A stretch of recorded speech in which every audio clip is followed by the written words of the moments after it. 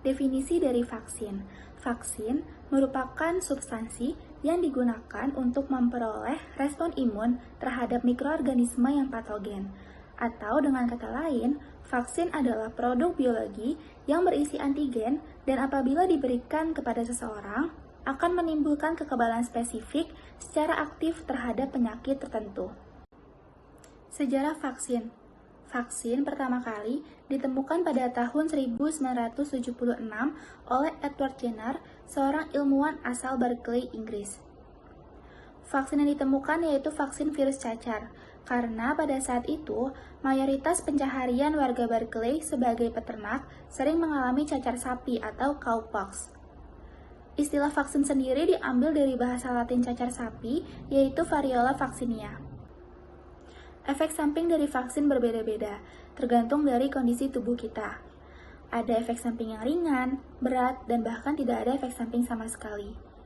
Vaksin mengandung antigen yang dianggap zat asing oleh sistem imun, sehingga efek samping yang timbul usai divaksinasi merupakan respon imun tubuh saat melawan antigen tersebut.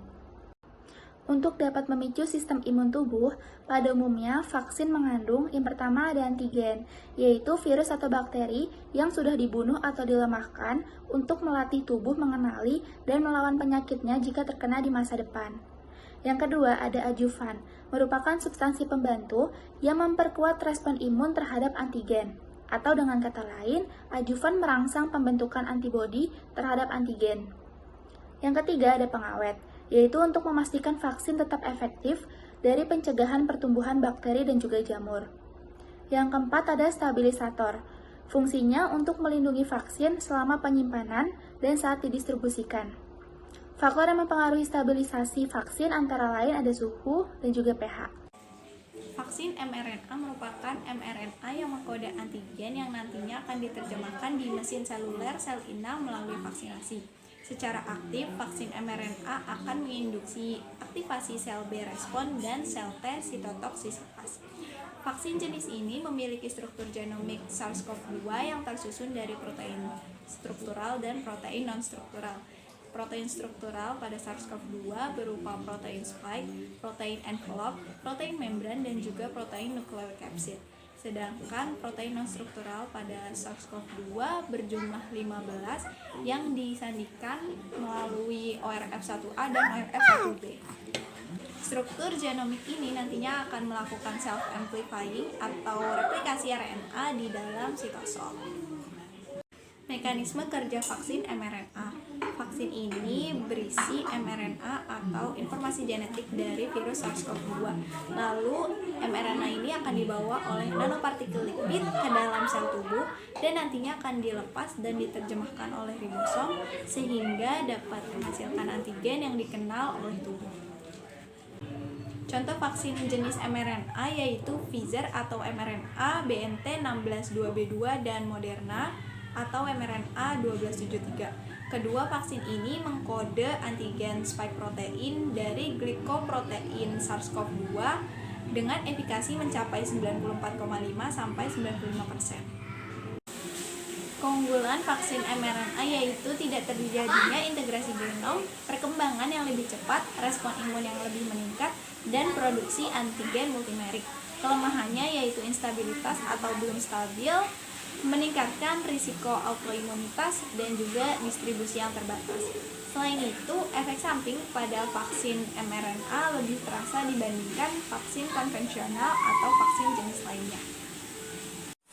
Oke, selanjutnya yaitu vaksin subunit protein. Vaksin subunit protein merupakan vaksin yang berisi protein spesifik yang diisolasi dari patogen dan tidak mengandung partikel dari virus.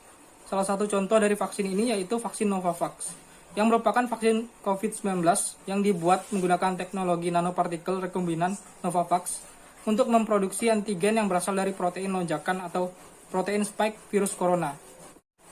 Untuk membuat vaksin Novavax, para peneliti memodifikasi gen dalam protein spike yang dimasukkan ke dalam virus yang disebut dengan bakulovirus.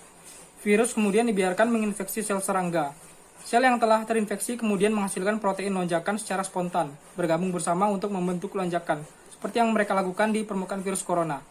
Jika orang yang sudah divaksin terinfeksi virus corona, antibodi dalam tubuh akan mengunci protein lonjakan, sehingga virus tidak dapat memasuki sel tubuh atau diblokir. Selain itu, vaksin Novavax dapat memicu perlindungan tubuh dengan menghancurkan sel yang telah terinfeksi. Jadi, saat terinfeksi, sel tersebut akan meletakkan fragmen protein lonjakan di permukaan. Kemudian, sel pembawa antigen akan mengaktifkan sel kekebalan tubuh yang disebut dengan sel T pembunuh. Selanjutnya, sel dapat mengenali sel yang telah terinfeksi virus corona dan menghancurkannya sebelum bermutasi menghasilkan virus baru. Kelebihan dan kelemahan dari vaksin subunit protein, yang pertama kelebihannya yaitu vaksin subunit ini memiliki kelebihan pada keamanannya karena tidak memiliki komponen hidup sehingga tidak berisiko merangsang suatu penyakit. Selain itu, vaksin ini juga lebih aman dan lebih stabil dibandingkan dengan vaksin berisi virus yang dilemahkan. Sedangkan kelemahannya dari vaksin subunit protein ini adalah respon imunnya yang lebih rendah dibanding vaksin hidup yang dilemahkan. Sebelum menjelaskan, saya akan memperkenalkan diri. Nama saya Bayu Muhammad Abdul Karim, NIM G840120116. Saya akan menjelaskan tentang vaksin berbasis protein. Vaksin ini berisi dari protein rekombinan yang dipanen dari patogen dan dilarutkan dalam larutan adjuvan. Larutan adjuvan sendiri merupakan larutan yang terdiri dari senyawa pelarut yang berfungsi untuk meningkatkan respon kekebalan. Contoh ya dari vaksin berbasis protein ini adalah vaksin RTS-S atau vaksin AS01. Vaksin ini untuk mencegah penyakit malaria yang pertama dan ditemukan pada tahun 1987. Walaupun ditemukan pada tahun 1987, namun pemakaian atau penyebaran vaksin pertama kali ini dilakukan pada tahun 2018 pada targetnya yaitu anak dan bayi di negara benua Afrika seperti Ghana, Kenya, Tanzania, Gabon, dan sekitarnya. Lalu penyakit malaria sendiri adalah penyakit yang menginfeksi sel darah merah yang disebabkan oleh parasit Plasmodium. Gejala utama dari penyakit ini adalah demam yang diduga dari proses skizofrenia. Dari slide dapat dilihat itu di dalam sel darah merah terdapat parasit Plasmodium di situ. Selanjutnya yaitu proses infeksi dari malaria. Proses ini diawali dari munculnya parasit Plasmodium falciparum yang terbawa oleh nyamuk. Selanjutnya nyamuk menggigit hewan mamalia atau manusia dan parasit ini terbawa oleh aliran darah. Ketika terbawa oleh aliran darah, parasit ini akan terjadi proses skizofrenia, yaitu inti dari parasit Plasmodium itu akan membelah berulang kali dan menginfeksi sel darah merah. Target dari parasit ini yaitu sel di hati. Ketika parasit ini telah menginfeksi sel hati, nantinya akan menyebabkan berbagai macam gejala klinis. Selanjutnya yaitu prinsip kerja dari vaksin RTS-S ini.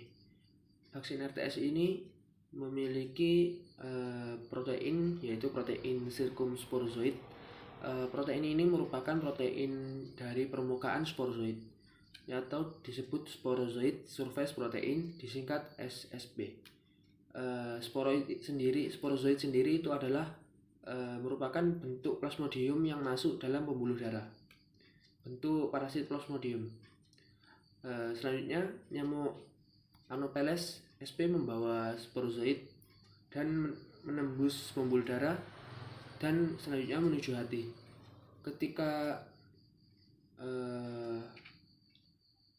sporozoid ini akan menginfeksi darah, ketika setelah ada protein sporozoid protein ini akan membentuk lapisan padat dan mencegah terjadinya infeksi. Biasanya sel yang diserang di hati itu oleh sporozoid adalah sel hepatosit. Selanjutnya yaitu proses infeksi dari malaria. Proses ini diawali dari munculnya parasit Plasmodium falciparum yang terbawa oleh nyamuk. Selanjutnya nyamuk menggigit hewan mamalia atau manusia, dan parasit ini terbawa oleh aliran darah. Ketika terbawa oleh aliran darah, parasit ini akan terjadi proses skizoni, yaitu inti dari parasit Plasmodium itu akan membelah berulang kali dan menginfeksi sel darah merah. Target dari parasit ini yaitu sel di hati. Ketika parasit ini telah menginfeksi sel hati, nantinya akan menyebabkan berbagai macam gejala klinis. Bagi mereka yang tidak terbiasa dengan proses metode penelitian klinis, prosesnya bisa menjadi sangat lambat. Pertama, peneliti harus mempelajari struktur dan perilaku infeksi patogen. Kemudian mereka mencari cara untuk membuat tubuh manusia menghasilkan respons imun terbaik untuk melawannya. Selanjutnya, vaksin diuji keamanan dan kemanjurannya pertama menggunakan model sel, hewan, dan matematika. Dan kemudian dalam uji klinis manusia yang melibatkan ribuan peserta. Hanya dengan begitu proses persetujuan dapat dimulai. Dibandingkan dengan vaksin konvensional, vaksin RNA tidak ada virus yang diperlukan untuk membuat batch vaksin ini. Hanya sejumlah kecil virus yang digunakan untuk pengurutan gen dan pengujian vaksin. Molekul vaksin klasik biasanya hanya bekerja dalam sistem kekebalan yang didapat dan sistem kekebalan bawaan diaktifkan oleh bahan lain yang disebut adjuvan. Vaksin bekerja dengan melatih tubuh untuk mengenali dan merespon protein yang dihasilkan oleh organisme penyebab penyakit seperti virus atau bakteri. Vaksin tradisional terdiri dari dosis kecil atau tidak aktif dari seluruh organisme penyebab penyakit atau protein yang dihasilkannya yang dimasukkan ke dalam tubuh untuk memprovokasi sistem kekebalan agar meningkatkan respons untuk melawan virus. Dibandingkan dengan vaksin konvensional, proses produksi vaksin RNA mungkin dapat diskalakan dan distandarisasi, berpotensi memungkinkan penggantian urutan yang mengkode protein target yang diinginkan untuk vaksin baru dengan perubahan minimal pada proses produksi vaksin.